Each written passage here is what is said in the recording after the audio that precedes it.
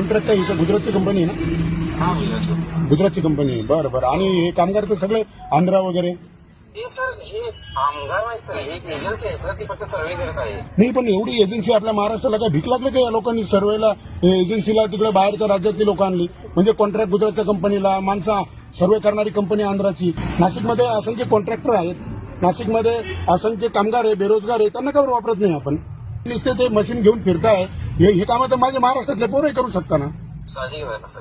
तुम्ही कुठल्या महाराष्ट्रातलेच आहे ना? मी कोल्हापूर. तुम्ही कोल्हापूरचे आहे. बरं, आता मला सांगा, बघा तुम्ही कोल्हापूरचे, कंपनी गुजरातची, कामगार आंध्राचे, मग नाशिकला काय भीक लागले का? काम नाशिकमध्ये चाललंय, नाशिक महानगरपालिकेत चाललंय. आणि तुम्ही त्याच्यावर बघा, सुपरवायझर आहे तुम्ही? हा, सुपरवायझर कुठला? कोल्हापूरचा. आणि काम चाललंय नाशिक महानगरपालिकेमध्ये. आणि कंपनी कॉन्ट्रॅक्टर आहे गुजरातची. आणि त्याला बल्कमध्ये जी एजन्सी दिली ती दिली आंध्राला.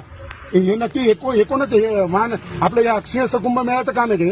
हा कुंभमेळ्याचं. बापरे, मग आता हे 32,000 कोटी रुपये आले, असे इतर राज्यांनाच वाटायचे वाटतं. अहो, आमच्या घरांना बुलडोजर फिरवायचा म्हणजे घरं आमच्या जाणार, जमिनी आमच्या घेणार, रस्ते आमच्या इथं करणार, आणि करणारा गुजरातचा कॉन्ट्रॅक्टर. हे नक्की एका गिरीश महाजन साहेब यांच्यावर का मेहरबानी? असं काय चाललंय? नाशिक जिल्ह्याचं काय यांना काही वावडं आहे का?